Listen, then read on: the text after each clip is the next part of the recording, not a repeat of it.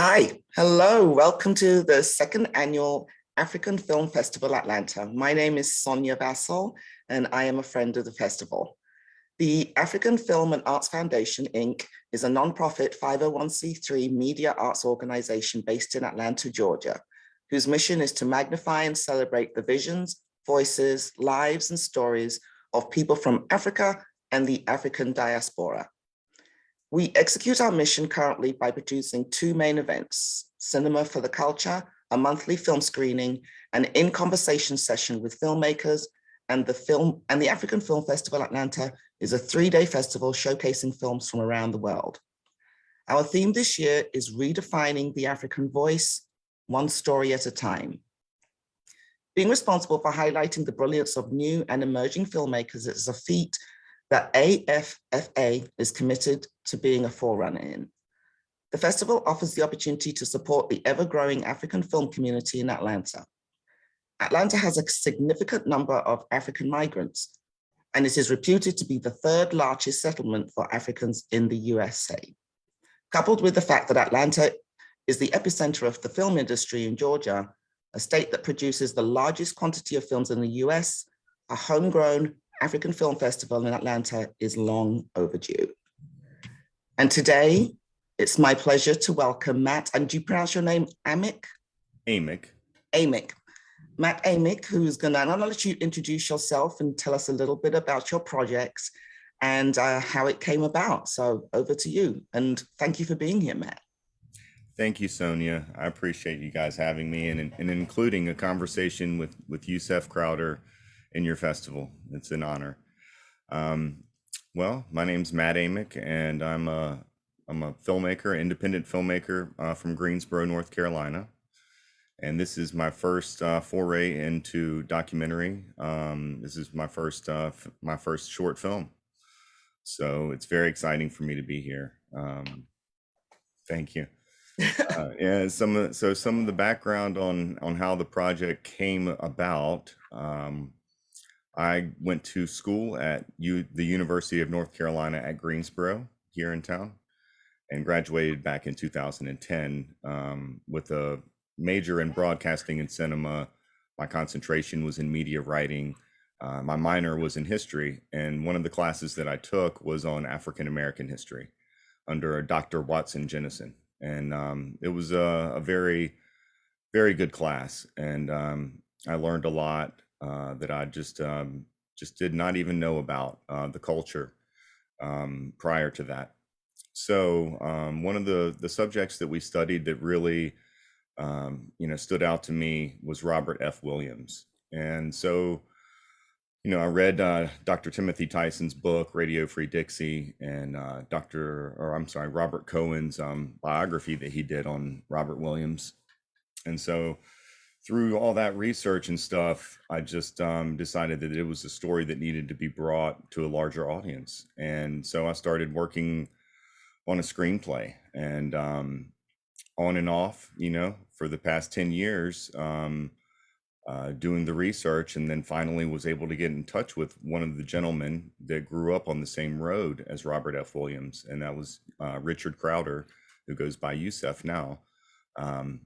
And so once I was able to get in touch with Mr. Crowder, I met with him on a couple of different occasions and did an interview with him, and that's what manifested into the short documentary that I hope to be kind of almost a proof of concept to continue it on in the spring to bring it to a feature film length. Awesome. That the documentary touches on so many different aspects of Mr. Crowder. It's like I need a little more. I had to Google him because I had never heard of him. So that was brilliant. So tell me something else about how did you go about securing the funding for this? Well, basically it was self-financed, and it was just very much a shoestring budget. I filmed it myself, and did all the research and interviewing with Mr. Crowder leading up to it, and drove down to East Point, Georgia, with my handy little cameras that I've been shooting weddings with. couple of Canon M50s, and had a pretty decent little lavalier microphone that I hooked up to him myself, and uh, Nice. and so I produced it myself, and I had a good friend of mine edit it that's in Switzerland, and Okay. so that was the really the extent of the budget and how I was able to finance it. Nice. And during your time talking to Mr. Crowder, give me something that you want to share that's memorable. I mean, I'm sure there were a lot of memorable moments with him because he's an extremely interesting person. So He was is, there anything that stood out to you? yeah, absolutely. I mean, he's just a wonderful man, and I just feel it is an honor to become his friend. I think that what stands out the most is just the resiliency of his spirit. Mm, Um, like he'll talk about such heavy subjects of and recount the stories of racism that he endured growing up in North Carolina, and but at the same in the same moment, in the same breath, he'll laugh, about it, and that just seems incredibly amazing to me, to not allow oneself to become hardened and callous. He just has a great spirit and never has given up, and I think he's influenced an incredible amount of people's lives, and he's so humble. He's just nice. the most humble man. So I really think that that's what I'm taking away from it the most. Nice. Nice. It was definitely interesting to watch him, and he's had definitely had a past and a lot of things that you can explore more, things that I never even heard of. So that was lovely.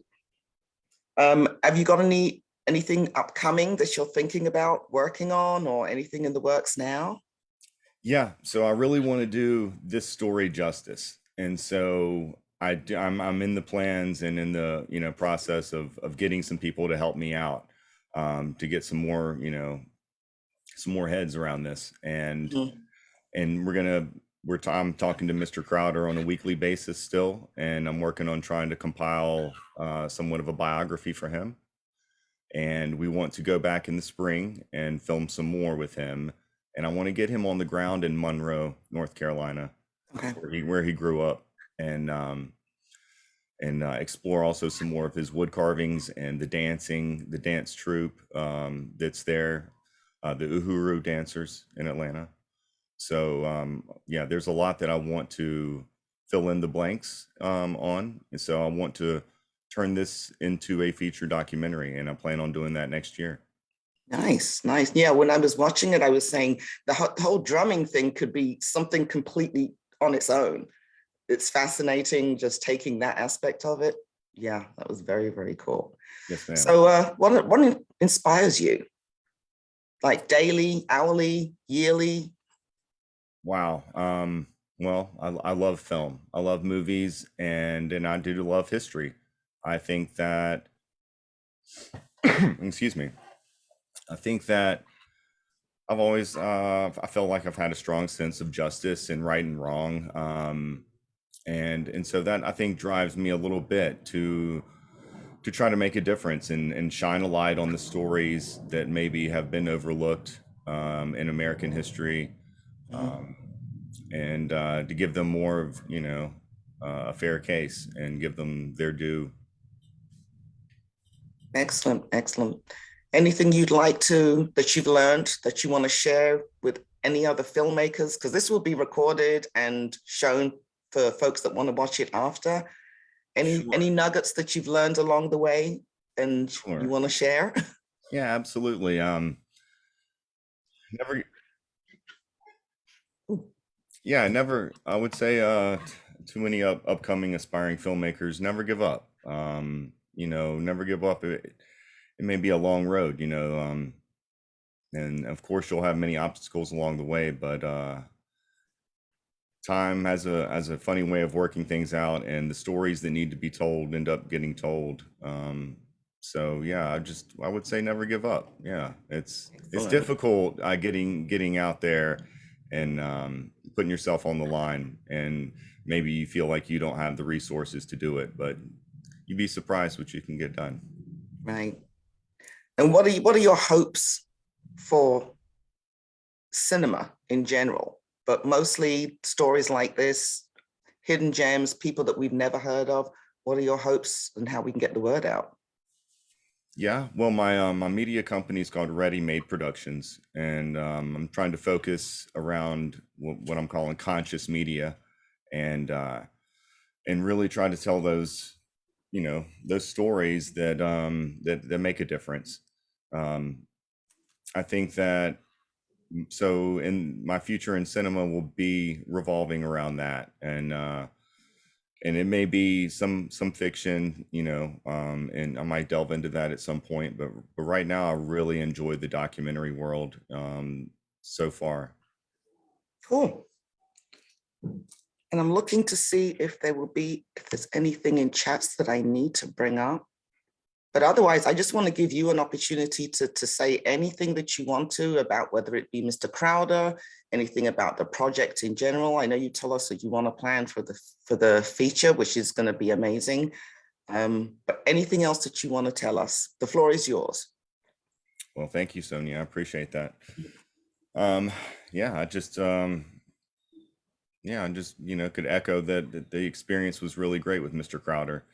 Um, there's a few other people that I want to talk to include in the one next year.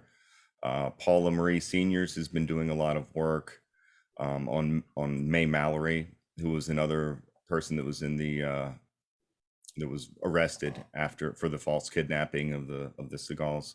Mhm. And so and her father Clarence Seniors was very involved in the movement. So I want to talk to Paula Marie Senior some more, or I'd like to meet her actually. And there's also another gentleman that's down in Florida, Jonathan or JD Blount, who is another gentleman who grew up a street over from Robert Williams and Yusef Crowder. And so Okay. he has a lot of stories too, and I've spoken to him briefly already. So yeah, I want to bring in some more people, and the story is very big, and it's been difficult to get in touch with people. Unfortunately, a lot of people have passed on, so I Mhm. feel like there is a little bit of sense of urgency here. And yeah, I'm also, I'll send a little plug out there. I'm open to any producers out there that are looking to pick up any projects, and or any advice even on where I might be able to go to seek some funding. Right. I'm very interested in doing that. Excellent. Well, congratulations on the documentary. I think it was wonderful. As I said, it gave me a lot. One of the earlier panels, we talked about how films can move you. And if it moves you to do research, if it moves you to explore something you didn't know, then it's a great thing. Well, thank you So so much. That's a high thank honor. I you. appreciate that. Thank you. Enjoy the rest of your day. Hope you can catch some more of the festival. And I'm going to give you back the rest of your time. Thank you, Sonia. You have a Thank good you. weekend.